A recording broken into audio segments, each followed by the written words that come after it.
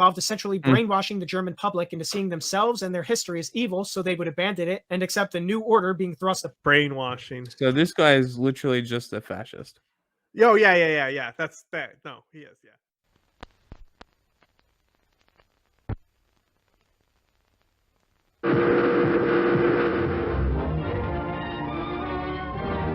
This is the U.S. intelligence agency, mind control.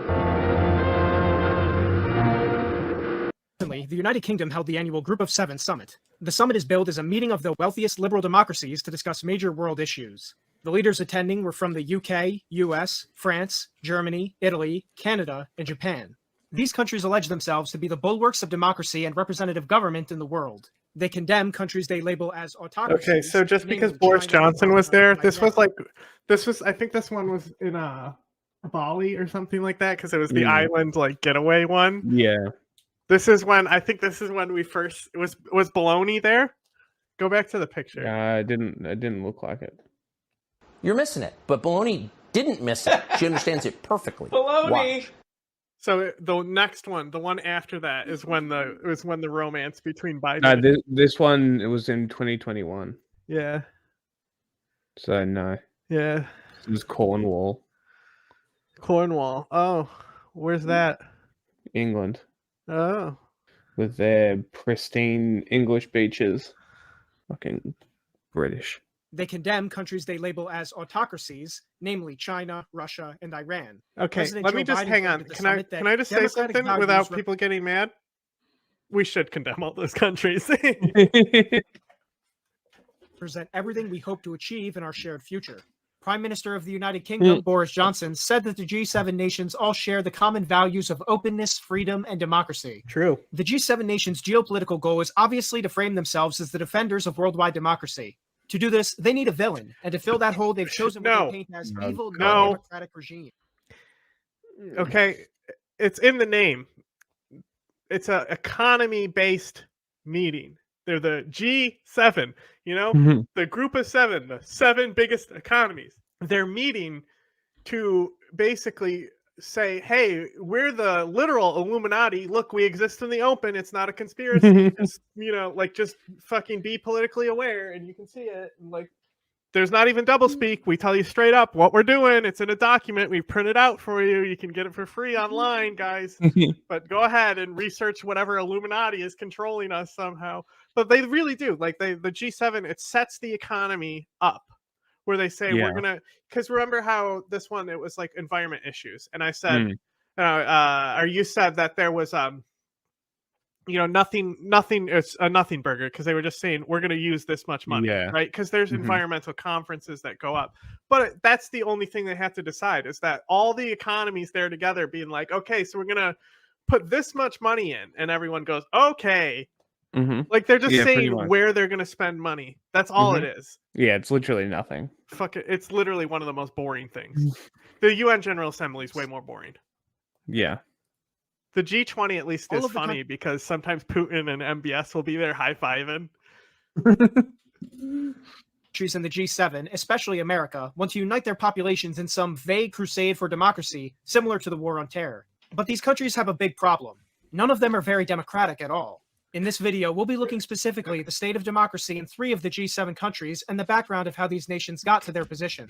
This video will not be about whether I approve of democracy as a system or not. Instead, it will examine whether some of the nations who brag to the world about their alleged democratic values have the standing to do that. Number 1, Japan. The creation of the current Japanese state dates back to World War II. Fucking hell. Prior to the war, the Japanese Empire was the only non-European great power in the world. Its government was a semi-absolute monarchy with the emperor as head of state and a powerful military that had a high degree of autonomy. The empire itself had influence from Manchuria to Guam. During World War II, the Japanese attempted to create an Asian co-prosperity sphere through conquest. They were eventually defeated when the United States pushed back their armies in the field and dropped nuclear weapons on their cities. It was the only time in history that nuclear weapons were used on human populations. In many ways, liberal democracy in Japan has its origin in the smoldering rubble of once great cities and the deaths of hundreds of thousands of they Japanese shouldn't have tried to civilians. expand through the Pacific. Facing further nuclear annihilation, the Japanese emperor had no choice but to unconditionally surrender to the Allies in 1945. Following this, the country was occupied, the imperial government dismantled, and a new constitution was written for the country by the Western occupiers. Such writers of this new constitution included the 22-year-old feminist Beate Serrata Gordon, who wrote several articles pertaining to women's rights and anti-discrimination. She's a Furthermore, Jew. Article 9 of the new Japanese constitution states that Japan forever renounces its right to declare war. Yes, the liberal democratic constitution of Japan removed the nation's right to declare war. This article also abolished the entire Japanese military, though a small self-defense force was allowed several Gotta decades stop later. him from eating the This plastic. constitution has There's not so been many amended like in over holes being 70 drilled years. in, and like the back corner where they would actually be able to reach each other if he chewed through the plastic enough. Okay, so this guy right here, obviously incel Christian, right? You can tell by how he talks. Yeah. So He sounds like Elijah Schaefer. yeah, so we just got some files that we can be public about now. It appears from open source intelligence that this type of person is Daesh's #1 recruiting target in the West. Interesting. Because think about it, this guy's like a super like the Crusades were based type guy. Uh-huh. All he needs to do is make the transition into Islam. Same God, Yeah. everything like that. It's Yeah. a lot of people. It's way easier to make a Christian convert to Islam than an atheist convert to Islam. That is true. I would imagine so. Or any religious person, really. Well, specifically with Christianity, because it's they can still keep all of their faith. You know, it's like all of that is still in Islam. It's just like Christianity plus. It's sold that way. Yeah. You know? Okay, let's see. Yeah. All of this I'll let you know when I find the report. raises questions of legitimacy. Given that the current Japanese I found it. constitution was, 1, imposed on Japan. You ready for this? Mm-hmm. 5,000 visitors to a Central Islamic State website over the past 3 months are coming from an incel forum. Okay, so That's so funny. what the traffic into this Islamic State website tells us. First, overall traffic over the same period of time was 1.45 million, averaging 148,000 plus unique visitors monthly. That is significant itself. Fucking hell. For instance, 50% of the traffic comes from organic search, just users looking for the site using its name or previous URL. Daesh is gonna be 96% very fat, of which white, is and done on stinky. mobile phones. Daesh is going to be very fat, white, and stinky. Kuwait visitors IP from the country are spending more than 55 minutes on the site, despite being a minuscule part of the overall visitor base.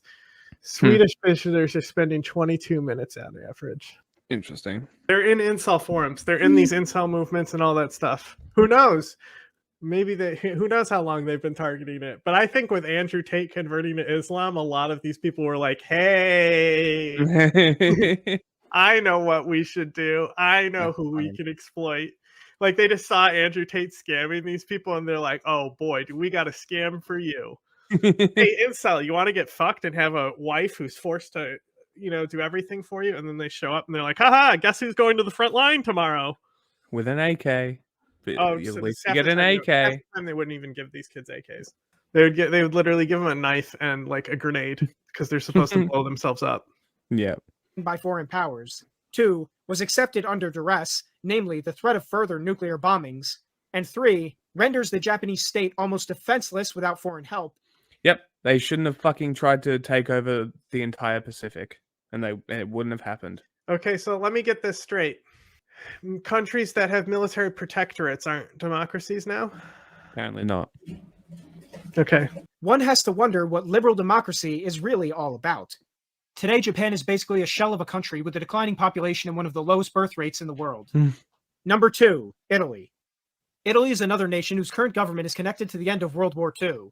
Prior to and during the war, Italy's popular government was the fascist party led by Benito Mussolini. After rising to power in a bloodless coup against the unpopular Italian parliament in 1922, Mussolini governed Italy as its prime minister for over 20 years. Mussolini's rise was due to a combination of many factors. Italy had lost over 1 million men in World War I and received Everyone almost knows nothing for it. this.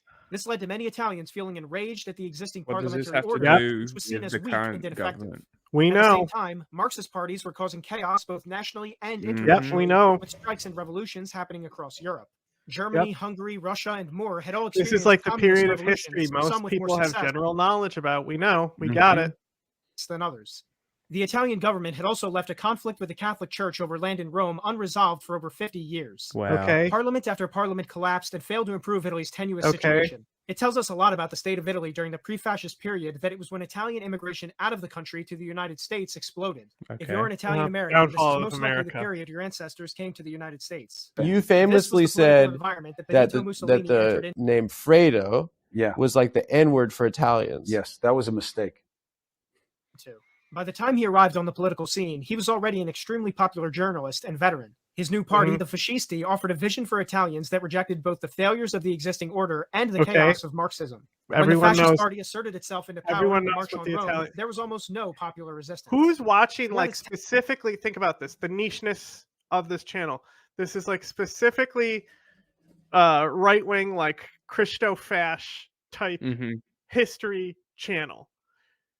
Do you think your audience doesn't know the basics of, like, come on, dude? Also, what does this have to do with the current government? What does it have to do with the current government? It's before we saw the picture there. It's probably before Maloney even comes in, so it has nothing to do with the current government. But Berlusconi is also 3 steps removed from but like Mussolini. But also, Baloney straight up was just saying only a few years ago that Mussolini was based, and only now she's like, oh, you know, he did good things for the country, but we shouldn't let that excuse his other atrocities. Yeah, you know, and she's dialed it back.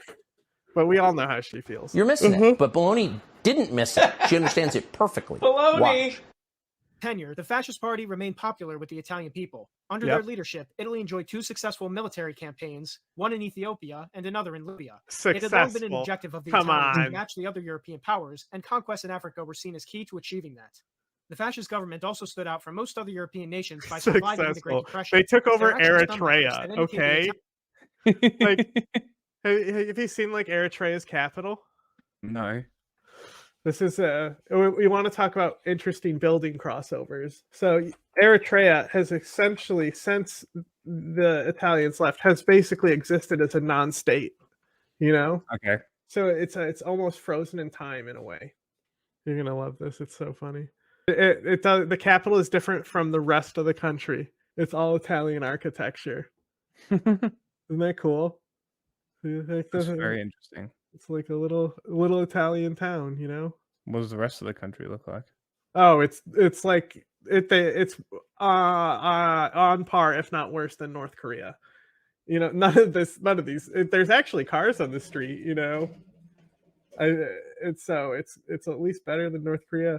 But there's like the streets are like extremely clean too, because like there's like nobody even in the country to make them dirty, you know? Like it is one of the worst countries on earth. It's horrid. It also has one of the best firewalls. They don't let anyone in the country. News doesn't exist there. They're one of the tops for child soldier usage as well. Of course. Slave military. And that's what they were using against the Tigrayans. Italian economy grew more during the Depression period than it grew in 2010's Italy. Ultimately, it would be World War II that led to the party's demise. Italy had had further dreams of conquest in the Mediterranean, but ultimately the massive Allied alliance prevented them from doing so. Though it took dozens of countries to defeat Italy and its allies, the nation was eventually occupied in 1945. Afterwards, many Italian political leaders who had been in power during the war... What does this have to do with Italy today? We get it. ...imprisoned or executed. The Italian Fascist Party was banned. Mussolini himself, along with dozens of other fascist party members, were captured by communist partisans in 1945 and shot without trial. Following the conclusion of the war, the Italian politicians who weren't imprisoned or executed oversaw the abolition of the Italian monarchy and approved a new constitution.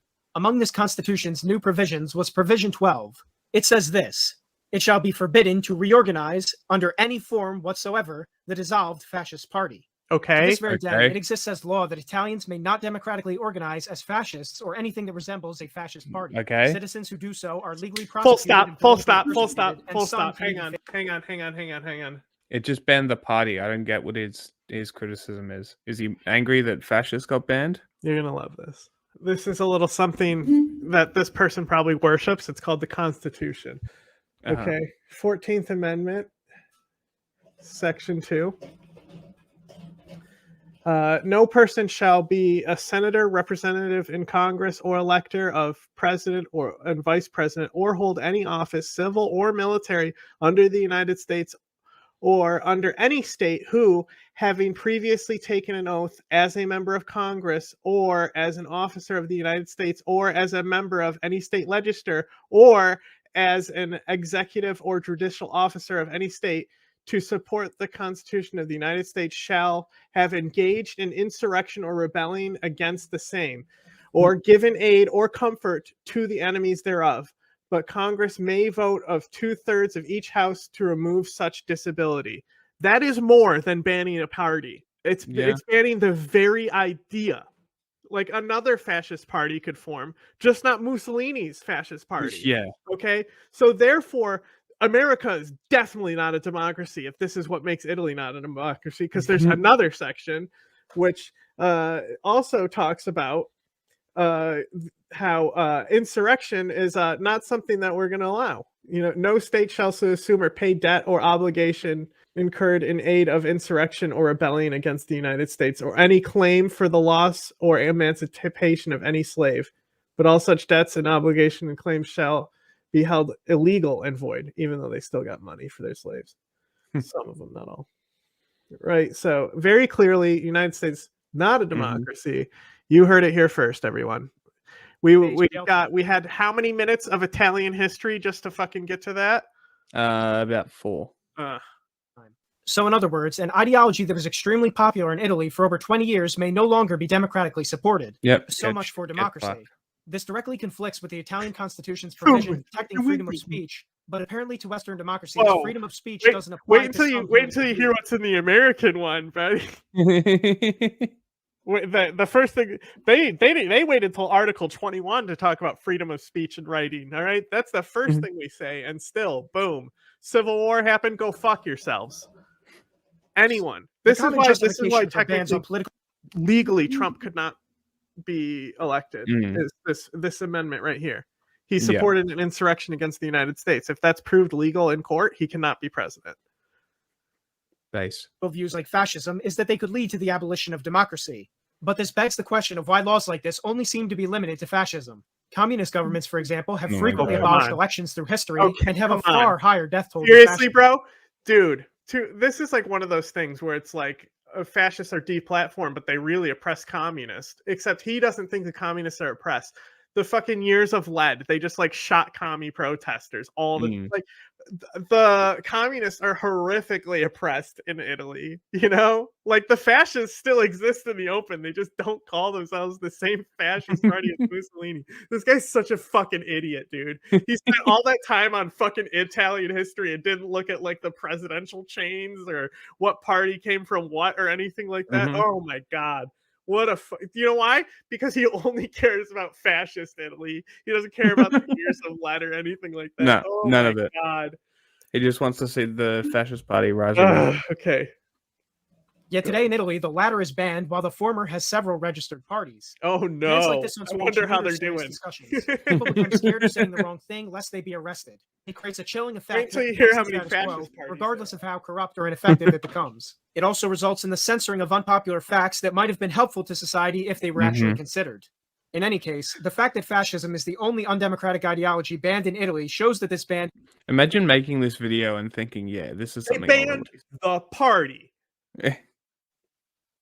Fucking not idiot. Even, like, we did so much more than ban a party or ideology or anything like that. It has nothing to do with democracy. Oh, look, there's the Z. Germany. So by now you can probably tell that the 3 countries I've chosen are the 3 former Axis powers in World War II. The end of that war is when Germany's current government was created. But to get the full picture, we have to go back to the 1920s and 1930s. After Germany's surrender in World War I, Kaiser Wilhelm was forced to abdicate and the country became a republic.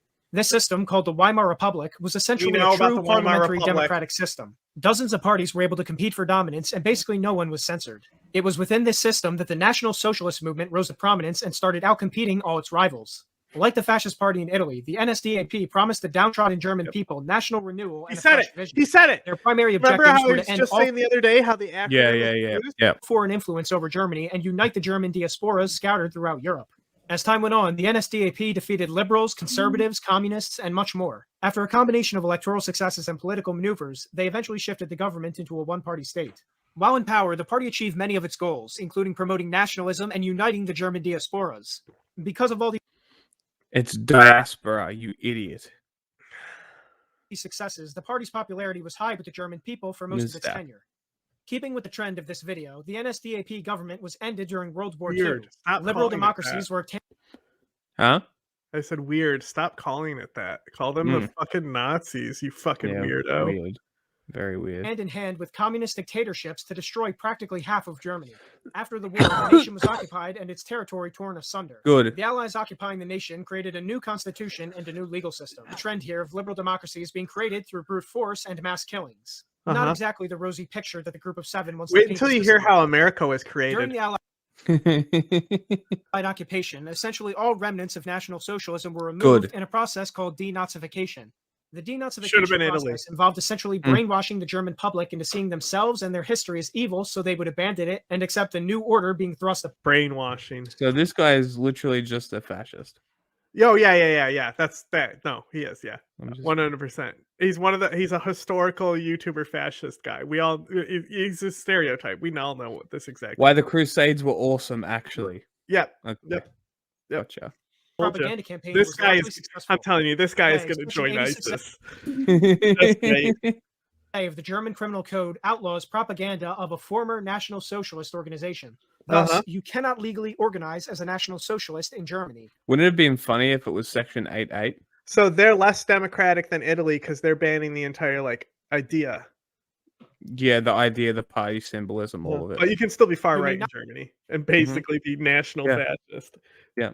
Full screen. Not even sing songs that were popular with the National Socialist movement. Doing any of these things results in arrest and jail time. Good. Much like Italy, Germany has provisions in its constitution that allow freedom of speech, but this is voided by having certain political exceptions. So what part of their history warranted this, I wonder? Germany probably has the biggest and worst fucking war ever in human history. And genocide. Moron. And a genocide so bad that we came together and said we have to make sure that doesn't happen like this again. And there have been genocides in other means. Certainly. And people will be like, they were bigger than the Holocaust. Okay, look. The camps, guys. We're talking the camps. Yeah. Starvation, is bad too, okay? But the camps. Yeah. This raises several questions. How can a society be democratic or have freedom of speech if entire viewpoints are banned? If a sentiment has to be censored to keep it from becoming popular, what exactly is the point of democracy? Can a country even be called democratic if an entire political line of thought is forcefully kept off the table? If National Socialism is so evil and wrong, why does it need to be banned? What do you think will happen when you join ISIS, man? Do you think the United States is just going to be cool with you spreading ISIS propaganda here? Surely, right? It's just free speech. Insane, like electing horses to public office, there would be no need to ban them. They would say there was a dog that got ran for mayor and won. Oh yeah, that's happened. Be laughed out of existence due to the insanity of their ideas. By banning National Socialism, it implies that the powers that be in Germany and elsewhere are afraid of it catching on again. But why would it catch on again? I'll leave that question. There's totally fascist parties. Fascists are about to win in Germany. The really, really fucking far right, the far right party in Germany that's likely going to win these elections coming up. Far right Europe is going to go back to when Golden Dawn existed. It's going to get back to that height with Lauren Southern sinking ships herself. You remember that? The Europa. I don't think movement? She ever sank a ship. We're going back to when that generation all those people in the Donbass already. Now they're going to rise again. That's a joke. Of our glorious liberal democracies. Nations who had their popular governments overthrown, their countries bombed to rubble, and their constitutions imposed on them by foreign states. Till you hear what the idea that these are free democracies with self-determination for their people is a joke. But in an ironic twist of fate, the victors of World War II haven't ended up much better. Initially, I only wanted to talk about the previous three countries, but I've changed my mind, and I'll talk about the other G7 a little bit as well. I don't care. No, I want to hear. The United Kingdom and Canada, for example, suffer from an extreme lack of freedom of speech. People have been arrested in these countries for offensive internet posts. Again, how are you supposed to be democratic if people are scared to talk? Literally, France has similar laws and used it wasn't ISIS. England. No. I'm talking about way back in the day. England was the first people to arrest people for al-qeada manuals. Yeah. It was That like a doesn't big surprise deal. me. It was a big deal. I mean, they're arresting people for using the N-word on Twitter in song lyrics. I mean, England is fucked. I mean, they look at as much as we don't like them. Look at the Count Dankula pug video thing. Well, that is the premier example. Yeah, and then also there's been people who talked out against the king and they got oppressed from it. Look at what he has here. Generation ID. Oh my God, he didn't just put identitarians on the screen. Come on, man. Like, there's so many examples. There's so many examples he could pick. It's like the newest iteration of modern fascism, and it's definitely about to come back again. Yeah. Like, you couldn't have picked a worse example. The amount of terrorism that came out of this movement globally. Them earlier this year to ban the political organization Generation Identity based purely on their speech. How is this really any different from China or Russia suppressing opposition? Western democracies are essentially in the unenviable situation where wait until you hear that they also would you believe it? After, you know, they also were pretty strict on ISIS, especially after they drove a fucking truck through people. Yeah. I wonder if it has something to do with their fucking terrorism connections, and that's why these people were fucking cracked down on. You fucking Couldn't idiot. possibly be legal, while legitimate political debate that raises the public intelligence is suppressed. Meanwhile, in the United States, it's almost impossible to get into political office unless you're in one of the two main political parties. Third parties in the U.S. are denied ballot access, debate opportunities, and media coverage. This makes them incredibly difficult to get off the ground, let alone to get into an office. Not very democratic. By the way, this is with a U.S. Congress that has an average approval rating of about 25%. Okay. Meanwhile, the courts, the unelected branch of government. You know why? Because they shut down the government and shit. Basically rule America. They invalidate laws at a whim and legislate from the bench with no checks and balances. The United States in recent years has also seen the rise of Antifa. It's basically a paramilitary organization that attacks grassroots right-wing organizing. Since 2017 especially, it's been protected by the courts, the media, and other American institutions in World War II. To the fascist organizers. Wait until you hear that. The United States has freedom of speech on paper, but that doesn't do much when you're being attacked in the streets and the police do nothing about it. Oh, you're the fascists getting attacked, so the police are stopping you. Oh, poor babies. Maybe you should fuck off. Hey, just in time. We're almost done with this video, so let's finish the last 2 minutes. It'll be well and good if people were allowed to actually fight back. But what has happened time and time again is that when someone defends themselves from these thugs, they're the ones who are arrested. Without this kind of institutional protection, Antifa would not be able to exist. There's, of course, one more gigantic issue that makes all of these countries undemocratic, and that's the power of multinational corporations. International companies have more money and power than millions of normal citizens. So you're pro-communism. Let's go. Socialism. Well, he's a fascist. It makes sense. Yes, get rid of capitalism. Yep. Well, yeah, because it turns out fascists aren't capitalists. Would you believe it? Google and other tech companies are prime examples. Their ability to move from country to country with little consequence has created a race to the bottom where governments give them the best deals and the most power. When people say that globalists are running their countries, this is basically what they're referring to. Yeah. If these countries are what liberal democracy is all about, I don't think they have any room to be criticizing China, Russia, and others. Yes, they do. Shut the fuck up. Fuck this guy.